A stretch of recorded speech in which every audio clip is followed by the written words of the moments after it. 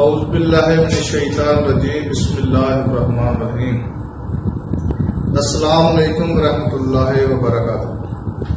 ناظرین، میں ایک مرتبہ پھر حکیم خالد ہربر کلینک کی جانب سے آپ کی خدمت میں حاضر ہوں۔ ناظرین، ہر روز کی طرح میں آپ کو ایک ویڈیو پیش کرتا ہوں اور آج کا میرا ٹاپک ہے آنکھوں کے امراض میں سے ایک مرض ہے نخونہ، اور طبی نام ہے اس کا زفرہ، اور انگلش میں اس کو پٹریجیم کہتے ہیں۔ اس کی علامات، اس کے اسباب، اور میں دو نسخے آج بتاؤں گا، ایک آنکھوں میں ڈالنے کے لیے اور دوسرا نسخہ جو ہے وہ کھانے کے لیے۔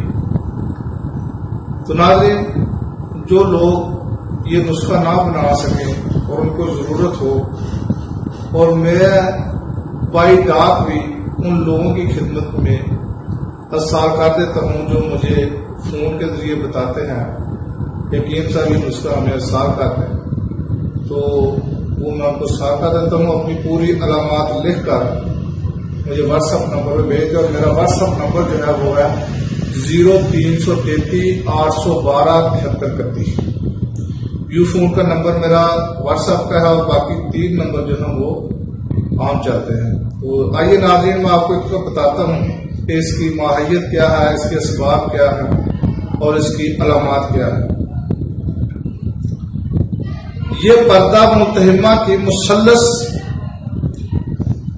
شکل کی سرخی مائل زیادتی سے، جو اکثر اندرونی گوشہ چشم سے اور شادہ مادت بیرونی گوشہ جسم سے اور کبھی دونوں طرف سے شروع ہو کر کرنیا کی طرف جاتی ہے، اور اس کی ایک طرف کرنیا کے ساتھ چشمہ ہو جاتی ہے۔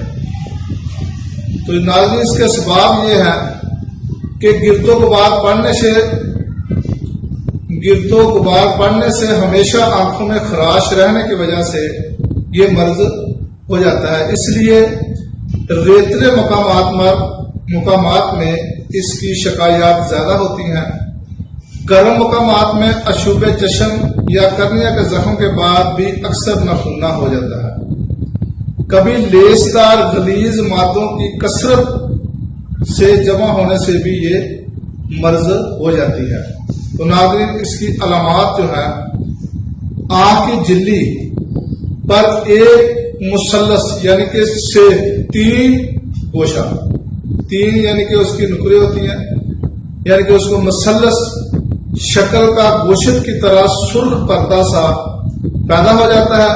یہ پردہ کبھی بڑھ کر کرنیا کو ڈھک لیتا ہے، اور آدمی کی نظر بالکل بند بھی ہو جاتی ہے۔ اتنا اگر بڑھ جائے پر وقت اس کا علاج نہ کیا جائے تو ناظرین، اس کے لیے احتیاط بھی ضروری ہے۔ گرد و غبار اور دنیا سے پرہیز کرائیں۔ آنکھ میں قہر، بیاض یا کوئی سرما ایسا ڈالیں جس سے آدمی کا یہ بالکل بڑھنے نہ پائے۔ اگر خدا خاصہ دوائیوں بھی استعمال کی ہے لیکن کوئی فرق نہیں پڑا تو اس کا بہترین حل ہے کہ اس کا آپریشن کرایا جائے۔ لیکن آپریشن اگر یہ سٹارٹ ہو جائے، شروع ہونے کے زمانے میں اگر یہ نسخہ استعمال کیا جائے تو یہ بڑھتا نہیں ہے اور وہیں پہ رک جاتا ہے۔ تو ناظرین، یہ لکھے نسخہ جو کہ آنکھوں میں ڈالنا ہے۔ نمبر 1 کف دریا، نمبر 2 پھٹکری، نمبر 3 اثر افسوس یعنی کہ ملٹھی۔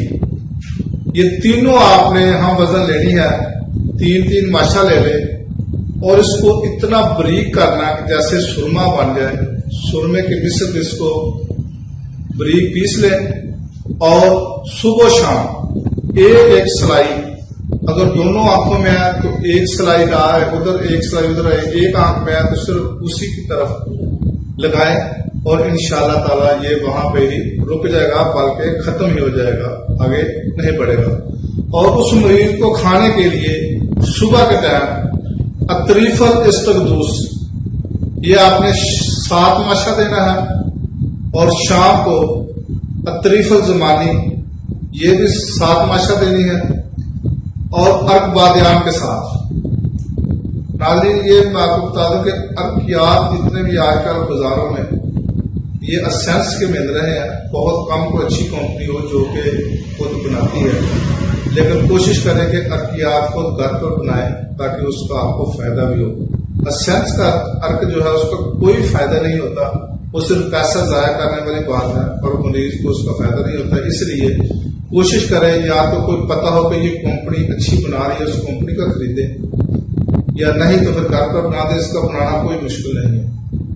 تو یہ دعائیں استعمال کرائیں. اگر پھر بھی فائدہ نہ ہو تو پھر کسی بھی آئی اسپیشلسٹ سے اس کا آپریشن کرائیں. ناظرین، اگلی ویڈیو تک کے لیے اجازت ہے. تو چلتے چلتے میرا چینل حکیم خالد حربت کلینک کو سبسکرائب کریں، لائک کریں، شیئر کریں، کمنٹس بھی دیں تاکہ آپ کو ہر روز نئی سے نئی ویڈیو ملتی رہے. خدا حافظ. السلام علیکم ورحمۃ اللہ وبرکاتہ.